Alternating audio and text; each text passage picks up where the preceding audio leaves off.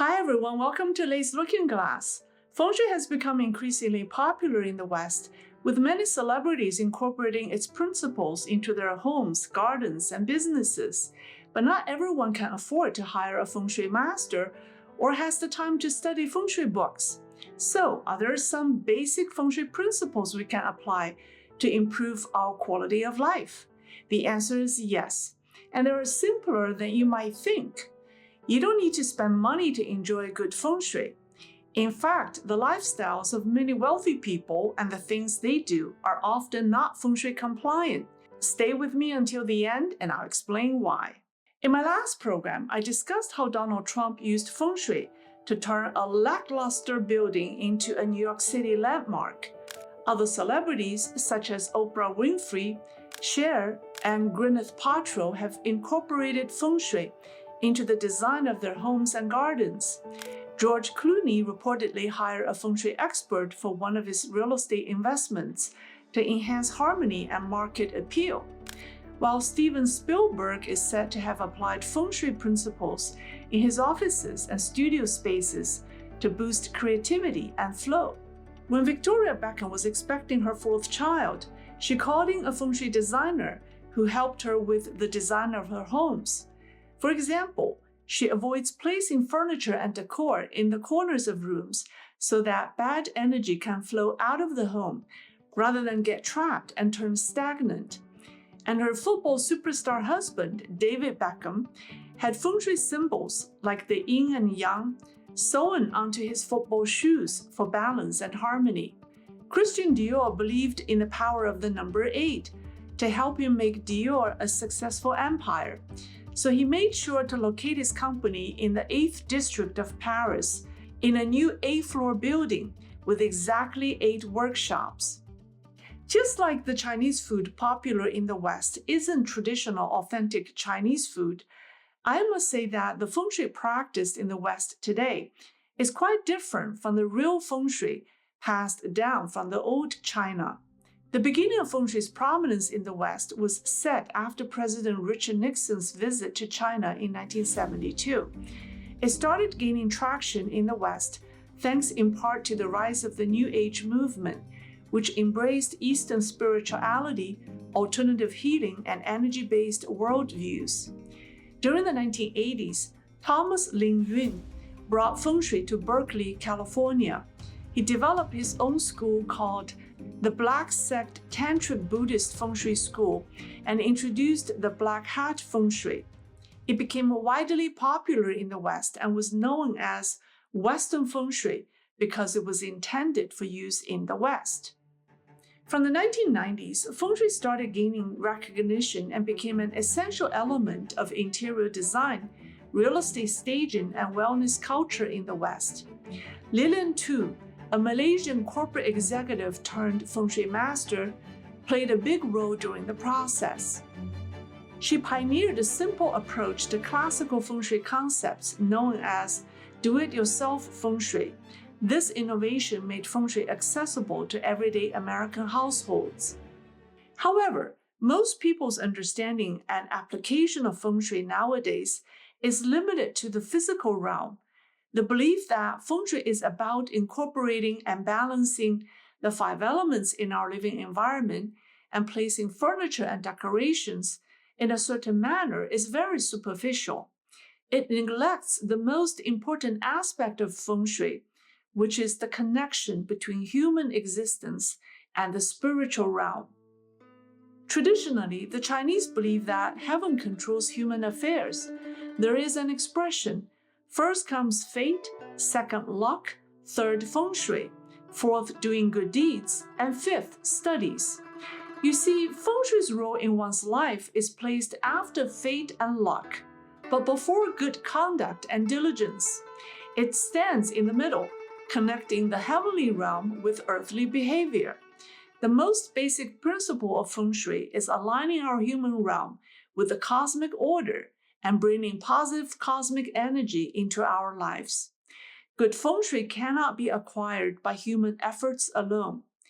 Therefore, no matter how much a celebrity spends on building a feng shui compliant home, they cannot achieve true harmony if they don't seek alignment with the cosmos and its energy. Modern life has made people believe that they can accomplish anything with technology, tools, and money. But that's not what feng shui is about. It's very difficult to acquire good feng shui if a person is overly attached to tools and material possessions while neglecting the spiritual side. So, the first principle of good feng shui is to respect the heavens and cultivate one's spiritual well-being, and you don't need money to do that. The second principle is positive energy. All feng shui books teach you how to acquire positive energy. The objective of good feng shui is to attract positive energy and avoid negative one.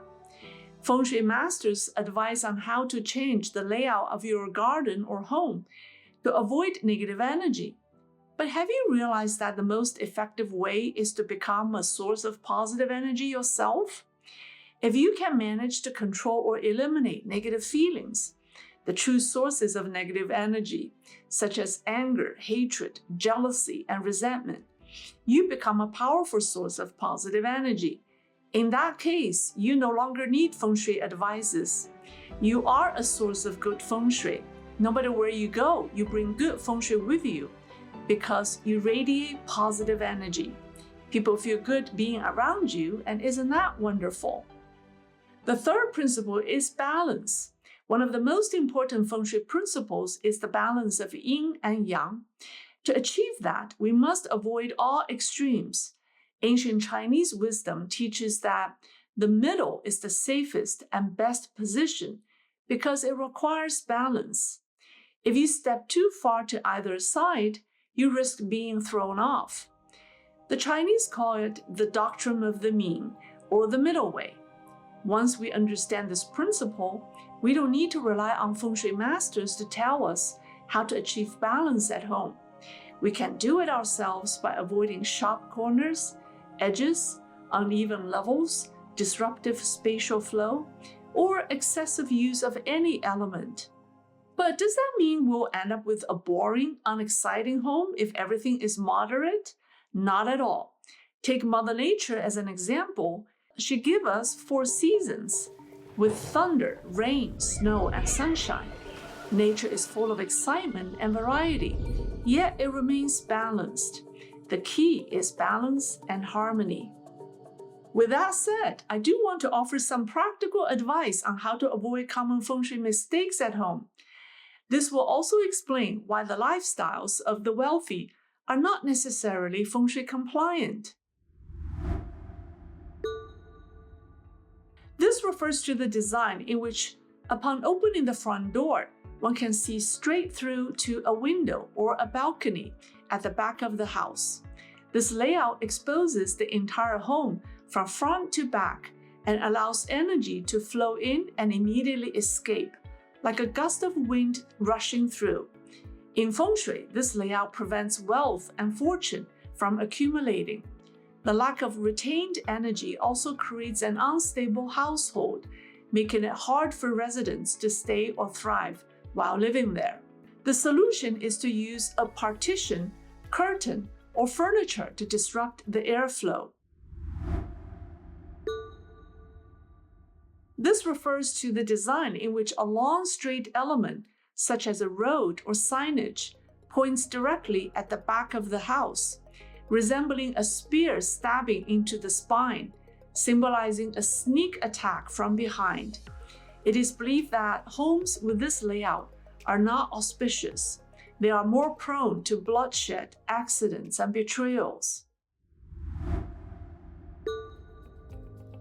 If a home's front entrance is faced directly by a much taller structure, it blocks sunlight and restricts airflow, creating a pressing in the front effect. The home's prosperity and prospects of its residents are suppressed. When we place a house's layout on a 3x3 grid, and if the bathroom is located in the central grid, it is considered highly inauspicious. The center is the home's most prestigious and energetic area, symbolizing stability and fortune. It is not a good idea to put a bathroom or a powder room in the heart of the house. Instead, they should be on the side. We should absolutely avoid having two doors on the same wall leading to the same space. It's like two open mouths that therefore is called crying mouths in feng shui. It's an extremely unlucky layout that invites tragedy, legal troubles, and illnesses. Many women whose husbands ended up in prison reportedly lived in homes with this layout. Nowadays, a master bedroom in high-end homes is often a suite with a separate room. However, this is not good feng shui design. If a bedroom has a separately enclosed section taking up at least 1/3 of the room's space, it creates an inner room in the bedroom. This layout may strain the couple's relationship. Having two beds in the same bedroom for a couple also isn't ideal. Traditional Chinese medicine believes that because women are of yin nature and men are of yang nature, a loving couple sleeping on the same bed is good for their health, as their energetic fields balance and harmonize with each other. However, if the couple clashes, it's a different story. Speaking of bedroom layout, the Chinese do not believe in having a big bedroom. If you visit Chinese palaces, you'll find that Chinese emperors' bedrooms were surprisingly small, usually only about 10 square meters, which is about 10 by 11 feet.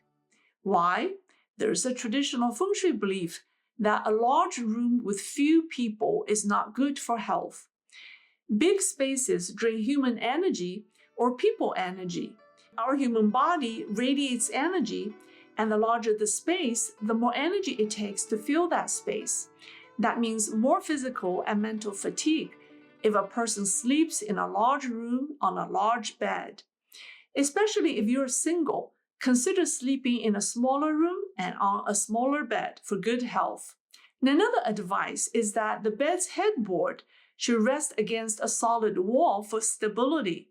According to feng shui, if a bed's headboard is not against a wall, the bed is considered suspended. This can lead to a lack of support and weakens a person's luck. It may also cause neurological issues, chronic fatigue, and other health problems. The solution is to place your bed against a solid wall. Also, placing a bed right next to a window can be harmful. In feng shui, windows are seen as entry points for yin energy, while beds are where people absorb yang energy. If the bed is placed too close to a window, that yin energy can interfere, draining vitality and affecting your health. Also, you should avoid beams or mirrors above the head because they cause anxiety. According to classic feng shui principles, the three core areas of a home are the main entrance, the bedroom, and the kitchen. We've discussed the bedroom, so let's now talk about the main entrance. The front door of your home is very important. Here are some considerations for your front door. Do not let the front door directly face a window. A straight line connection between the front door and a window allows energy to enter and immediately exit, preventing wealth from accumulating and causing relationship breakdowns. Do not let the front door face a mirror. Many families place a mirror directly opposite the front door for convenience and decoration. However, this is not an ideal feng shui configuration. Move the mirror to a side wall instead. The front door should not face a bathroom. The front door is the main entrance for energy, while a toilet is a place for waste. They shouldn't be aligned. If you do have such a home, don't worry. The solution is to keep the toilet door closed at all times and use a screen or partition. The front door should not face another front door. You should avoid situations where two homes have directly opposing entrances, which creates clashing energies and possibly conflicts. Whether in movies or in real life, we've seen wealthy people displaying expensive antiques in their living homes. In reality, regardless of their wealth, most people know very little about the history of the antique pieces they own. If you don't know the origin of an item, placing it randomly in your home may backfire. Some antiques, especially those unearthed from the ground or even graves, may carry bad energy and bring bad luck. Displaying them in your living space could disrupt the energy of your home and even your health. As a general rule, people should stay away from displaying acquired antiques at home. Family heirlooms, however, are a different story. The kitchen is one of the most important areas in your home. It's where fire is burned, and the fire element affects both your health and wealth. Please avoid having the stove be visible from the front door. This layout isn't advantageous to the family's financial well-being. The kitchen door or entrance should not face a bathroom door to avoid clashing energy of fire and water. The stove and sink should be separated and not close to each other so that there's balance among the 5 elements. Never place a mirror facing the stove, as this could increase fire hazards. It's recommended to keep the kitchen floor slightly lower than the living room to allow energy to flow properly. Lighter colors are preferred for a kitchen as opposed to darker colors. For dining rooms, round or oval dining tables are favored as they symbolize unity and harmony in a home. That's all for today. If you like my program, please like and subscribe. Let me know what you think by leaving me comments. Thank you for watching, and I'll see you next time.